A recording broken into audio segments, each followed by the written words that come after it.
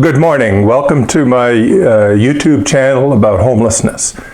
My name is Jagt. I've worked with the homeless for over 30 years in the big city of Toronto in Canada. For 22 of those years, I was in charge of the whole department.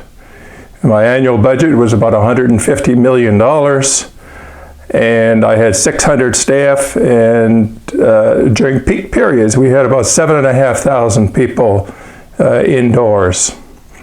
I think we had a very successful program. I'm now living in the US. My wife is American, so we moved here a number of years ago and I became an American citizen. Over the last decade, I think most of you will agree with me, the homeless situation in some of our greatest cities in the US has gone from bad to worse. And I think many of you will agree with me that if nothing changes, in the next 10 years, it's going to grow exponentially worse again. Tents will be replaced with shanties. We'll start having permanent slum areas in some of our cities. And the thing that concerns me is twofold. One is, it does the homeless no good when they're in the streets. They always deteriorate. They always lead to early deaths. I'm in my mid-70s. It's rare to find a homeless person who has attained my age. There's a few out there, but most of them when they're in mid-50s look older than I do. So street life is very cruel, very hard, and it's not a kindness to leave them out there. I'm doing a whole series of videos because I have so much experience and knowledge on this subject, and I hope that you find this very informative. But today I'm going to focus specifically on what I think is one of the more serious problems, and that is shelters for battered women, most of whom have children in tow.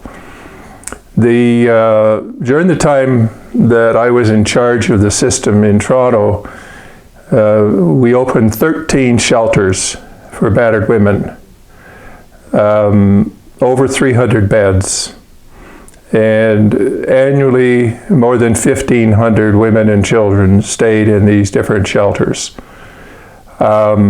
Unfortunately, we were just dealing with the tip of the iceberg. Most of the women who are in violent situations do not come forward. Most of the problem remains hidden, both to the shelter operators who are in this, to law enforcement, even to their own families. Every day in the US, women are being murdered by the men who have vowed to care for them and cherish them. It's a tragic situation. I don't see any end in sight.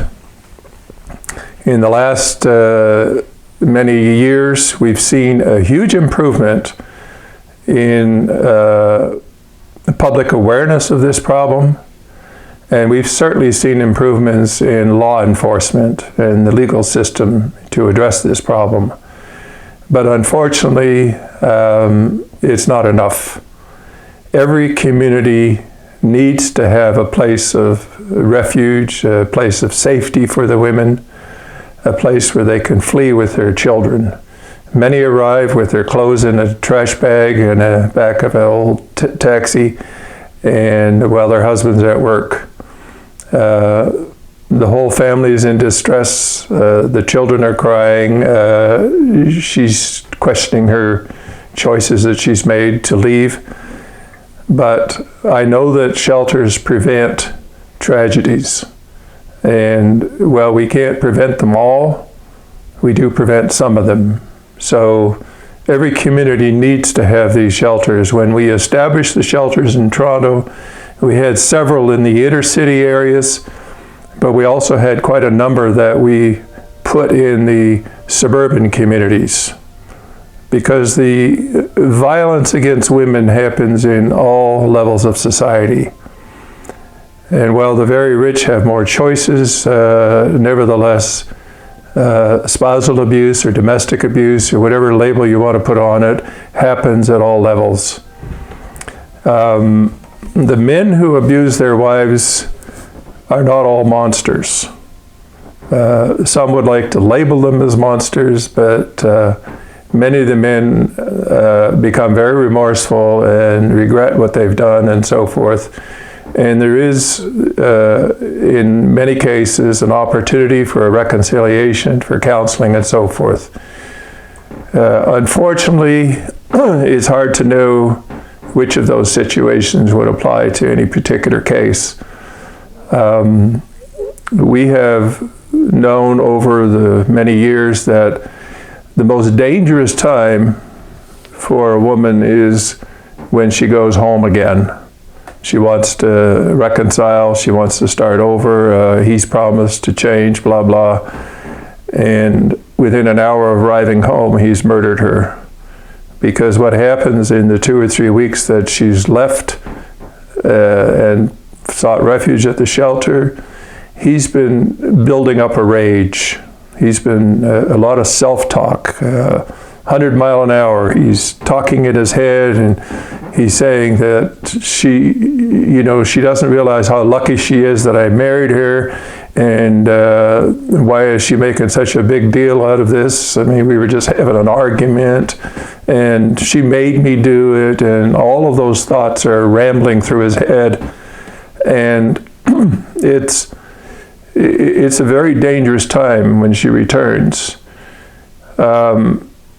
Typically, battered women return to their spouses 3 times, or I should say 2 times. The 3rd time is often when they cut the bond forever and leave permanently. But many of them go back after the first time of abuse. They go back again the 2nd time. And so it may be logical to say, well, why would you counsel the men to change their behavior? I think for the very simple reason that men who beat their wives are emotionally dependent on the wives they beat. It's kind of ironic because they beat her, which causes her to leave, which causes him great distress because he's so emotionally dependent on her. It's hard to figure it out. For young women who have a boyfriend and the boyfriend is acting very possessively, don't be flattered by that. That's a danger sign. When the boyfriend gets mad because you've talked to another guy, married women have said, he gets mad when I go in a checkout line where there's a male cashier. He won't let me see a male doctor. They all have to be female doctors. Some will go as far as to draw dirty pictures and then tape them on the TV while she's watching TV, accusing her of stuff, and she's puzzled by it. She doesn't, where does this insane jealousy come from? Well, it's him. It's part of his makeup, and these are not good choices for relationships or marriage. It's very hard for these guys to change that roaring jealousy that they feel and so forth. I think it's terrible when this violence happens in the presence of children because it scars them as well. And you need to be aware that men who are violent in all situations are really, really hard to counsel in any way. But again, as soon as one relationship falls apart, these are men that don't go very long without having another relationship. So they become serial batterers. And I think that's why it's really important for law enforcement to be aware of that behavior on his part. There needs to be changes in the criminal justice system so that men that batter again and again start facing increasingly severe penalties for that behavior. It's simply not acceptable. As soon as a man hits a woman, it's a crime. Now, I know there's situations where you have a couple who've been together for quite a while. They're both drinking. It's a stormy, noisy household, and the police get called, and they both have marks on them, and they're co-batterers. And I feel sorry for the police in this situation, because they almost don't know where to go with it. Who do you charge? And sometimes they just charge the one who's caused the most bruises or injuries to the other. So it's a messy situation. That's not the ones that I'm talking about. I'm not saying that isn't part of the bigger problem, but certainly that needs to be dealt with. So the takeaway on this is that all communities need to have places for abused women to go when they need to flee a home. It's not an option. It's no more of an option than having an ambulance department or other municipal services. You have to have these places. And if you don't, you will have more homicides. Anyways, feel free to share this video with friends. Subscribe, press the notification button if you will. I'm going to be doing a number of more videos because the homeless problem is so diverse and so thorny. But take my word for it, there are ways of dealing with it. There are ways of getting rid of the encampments in the cities and cleaning up the streets and the disease and the degradation that comes along with it. So again, thank you for watching this video.